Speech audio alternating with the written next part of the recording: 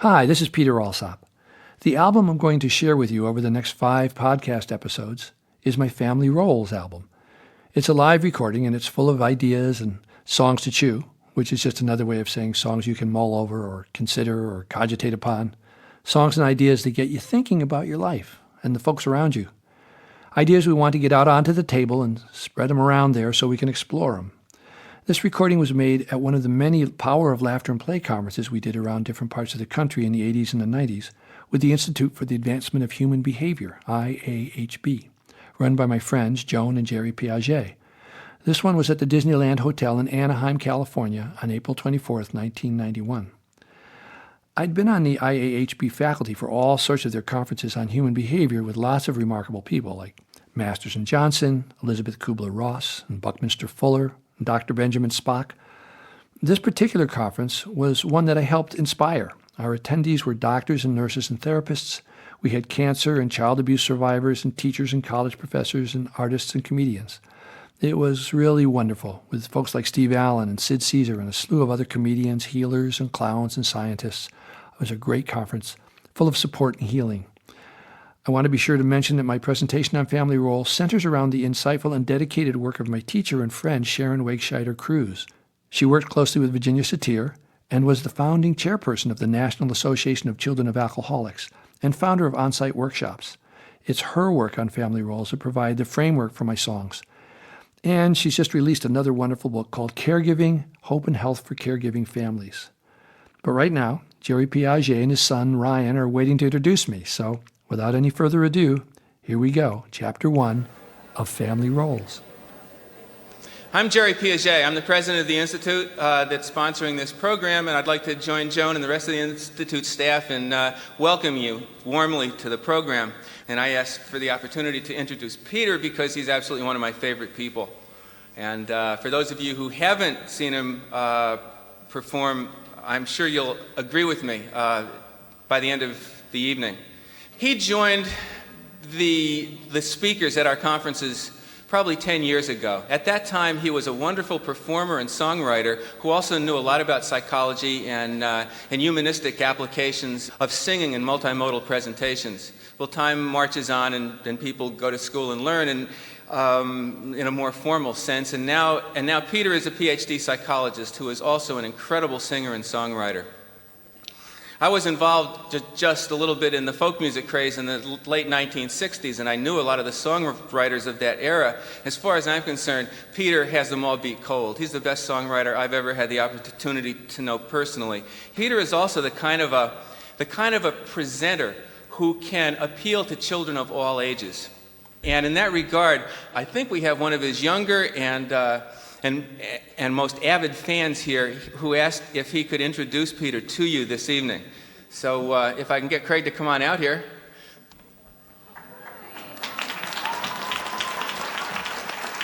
Craig is 6 years old and has something to say to you.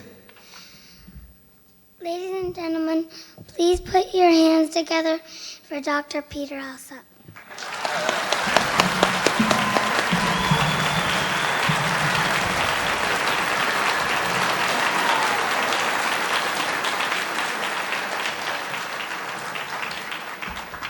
That was great. Well, hi. Wait a minute. Well, hi. There you go. All right. Here we are. We got a little time together. That's wonderful. Want to sing a song? Okay. I want to do songs and talk about feelings. So I think that's real critical stuff.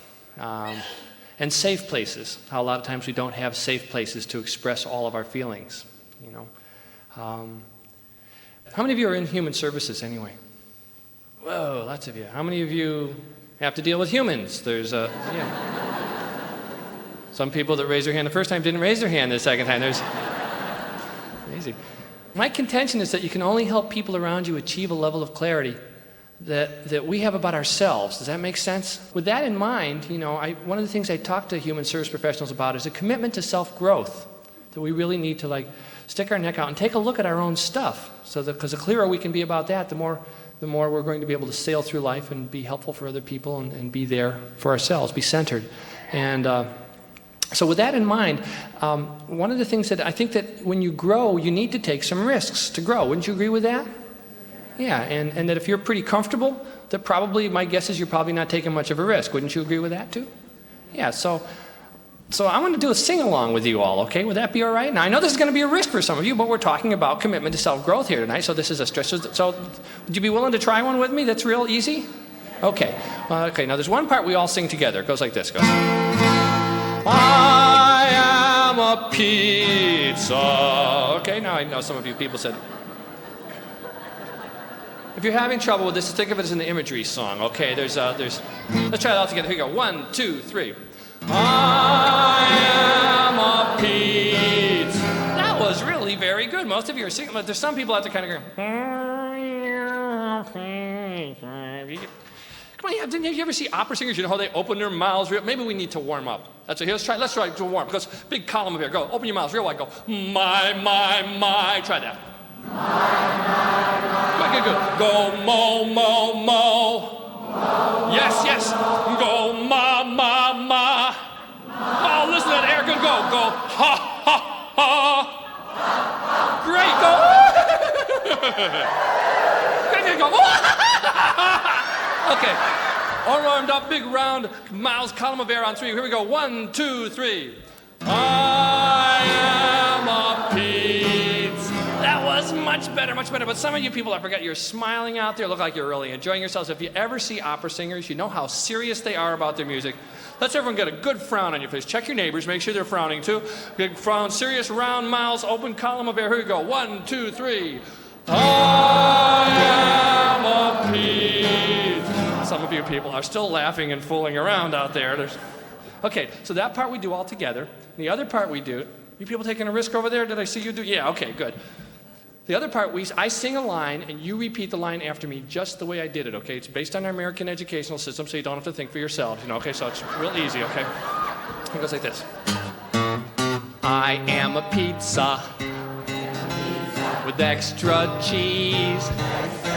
Good. From tomatoes. Sauces squeeze. Good. Garlic and mushrooms.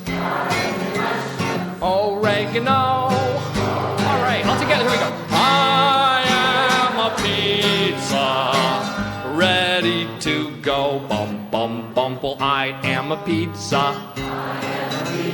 Pepperoni. No anchovies. Or phony bologna. Good. Onions and sausage. Order by phone. All together, here we go. I am a pizza. Take me home. Now we're boiling in oven. Try this. Go. Good work. Don't drool on yourself. All right. Good. Well, I am a pizza with fresh baked crust. All together, here we go. I am a pizza, ready to bust. Bum, bum, bumble. I am a pizza. Peppers on top. Out of the oven. Into the box. Good. Into the car and upside down. All together, here we go. I am a pizza, dropped on the ground. Well, I was a pizza. I was the best. All together, here we go. I was a pizza. Now I'm a mess. Yes, all right. Give yourselves a hand.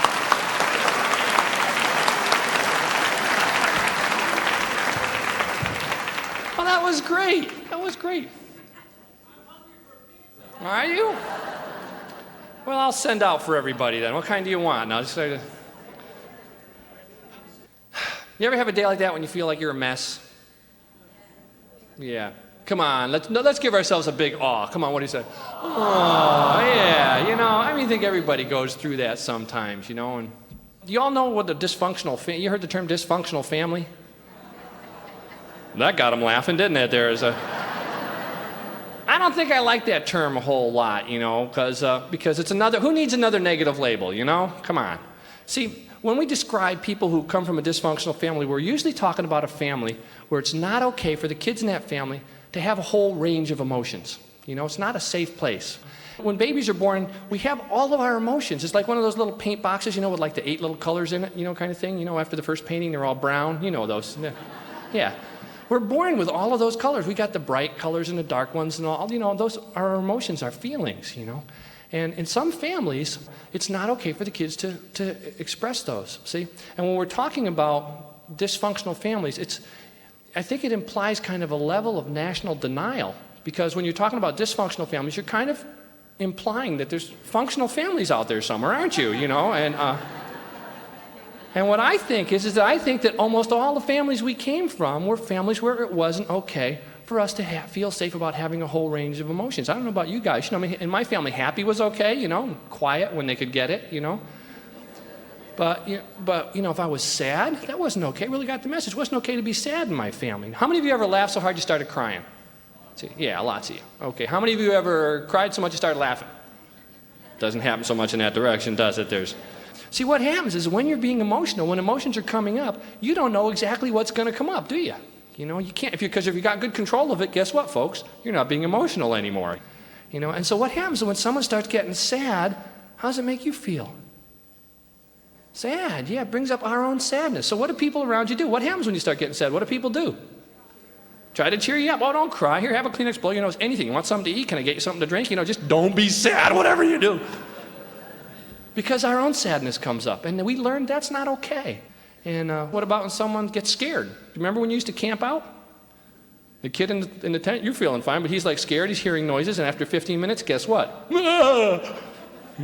Or someone gets angry at you. Do you ever have someone get angry at you? What happens? Hey, someone comes, starts yelling at you for no reason. You go, hey, don't yell at me! All of a sudden, you're angry too. It's contagious, isn't it? Brings up that stuff. A lot of our families, those colors weren't okay in our paint boxes. So I heard another term that I really like. How about this? I don't think we came from dysfunctional families. We're out here functioning pretty well. Don't you think most of us are doing okay, doing the best, getting along?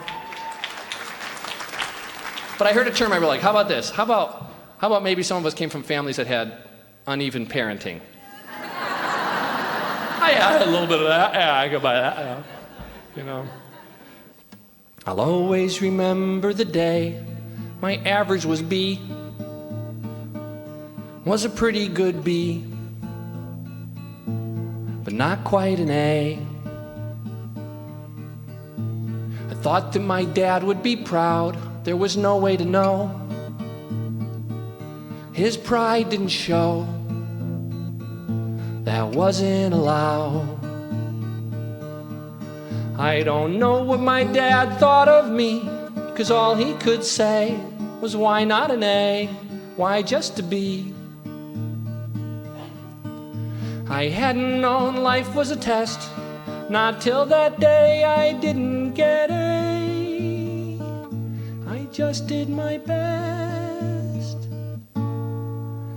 That wasn't enough for my dad. His standards were high. I never asked why. I thought he'd get mad. My father had dreams of his own, reflected in me, that I couldn't see. I wish I had known.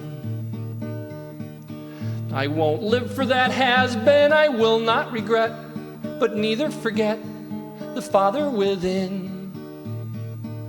I won't demand A's of my daughter or son. They do what they can, as women and men forever have done. Last week, my dad said he loves me. He's 73. And I'm 38. It's never too late. As a father, I'd give him B+. I hope he won't fuss. B+ is okay, 'cause you don't need an A.